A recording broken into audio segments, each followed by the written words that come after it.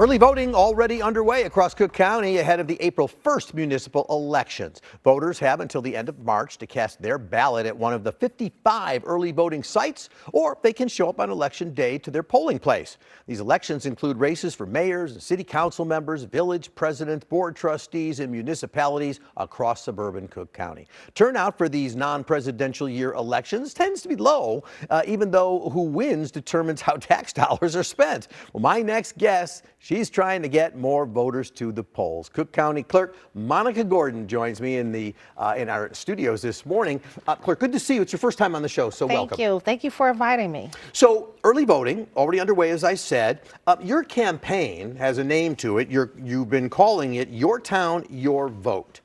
Is that trying to get the message out to say, look, your vote does matter? It absolutely matters. We wanted to come with want to implement a very strong campaign to increase the local vote. Typically, as you stated before, it's a much higher turnout for a presidential or gubernatorial election, which is about 70% compared to 20% for the municipal consolidated election. One of the things that always strikes me is, and I talk to students and whatever all the time, everybody wants to vote for president, everybody wants to vote for maybe governor or senator, but they don't really understand that it is the decisions of the people who we're voting for in this election in suburban Cook County. These are the ones that affect your life. They have an immediate and consequential impact on their lives, their daily lives, and people don't realize that, but we want to get more people engaged and excited about the process, and I think that's where it begins. When you think about those larger races, such as president or governor, there's so much money spent in those races, media buys. So with the local races, there's usually a grassroots effort, a grassroots campaign strategy. So many people don't even know, okay, am I supposed to vote on April 1st? We want to make sure, we want to increase those numbers. And another strategy my office is working on is increasing civic engagement amongst young people. We have to get the youth engaged so they become they participate more in the process. And you do have more voting locations now, right, to make that easier for people? Yes. Yes. And just let's put this out there. Where could people find their location if they're going, I don't know where to go? Sure, cookcountyclerk.com. Doesn't get easier than that. It doesn't. Let me switch topics with you a little bit. As you know, the federal government has essentially tried to remove DEI in its existence throughout our country and in every way. You're responding to that, and you're reinforcing diversity, equity, inclusion. That's what DEI stands for. In the face of these federal calls, what are you doing? Well, I believe strongly in the principles of DEI. And I want people to think beyond human capital with DEI, because we have a diverse team at the Cook County Clerk's office. But I am hiring for a new position. It will be the Deputy Clerk of Diversity, Equity, and Inclusion. And think about the word equity. We want everything we do from the clerk's office to be rooted in equity. We want everyone to feel part of the Cook County Clerk's office, we want them to feel the Cook County Clerk's office works for them. And that's what we want. We want to become more inclusive, more welcoming. There's so many issues going on, as you state. Some of the rhetoric coming from the federal administration has people scared, has people thinking that government doesn't really work for them.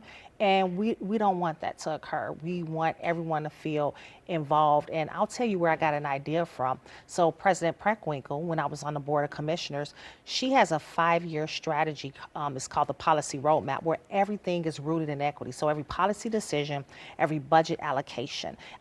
When I represented a very under-resourced district, which was the 5th district, which is the far south side and the south suburbs. In a different role.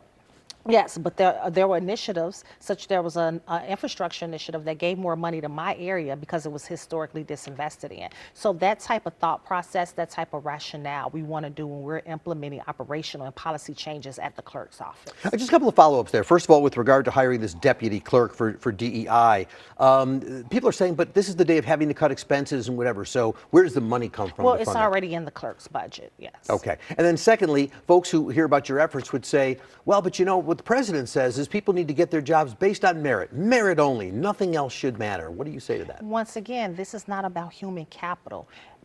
People should get their jobs based on merit, but this is a way to offer unique insights, unique perspectives to increase employee morale, to have a stronger company culture, and to make sure that the clerk office works for every resident in Cook County, no matter their geographic location.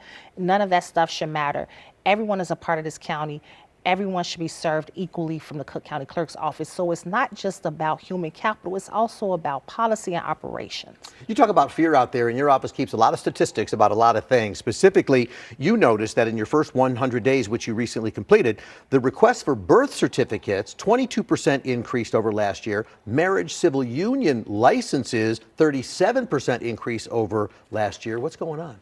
So let me be clear, we don't ask for reasons when you're obtaining vital records. We don't ask for the reason. But what we're hearing from people, customers that are in the lines, we're hearing fear.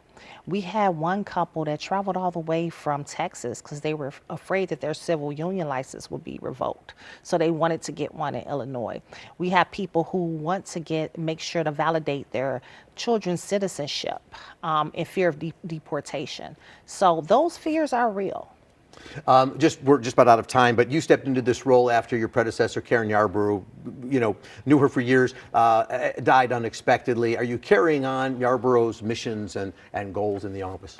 Absolutely, absolutely. Karen was a mentor to me, and she was fantastic at this job. So what we want to do is we want to carry on her legacy while implementing different changes as well. And so I have a transition team that just wrapped up, more like a 100-day committee. And we did analysis of the operations, and we're going to present that report soon. All right. Cook County Clerk Monica Gordon, it's your first visit, but please come back. I would love to come back. Appreciate Thank it. you. And good job. Good job in getting these elections handled well for you. April 1st. All right. One more break. When we come back, a debate over homeschooling brings hundreds to the Capitol. A warning about transit service as agencies ask for help from the state. So don't go anywhere. Stay with us.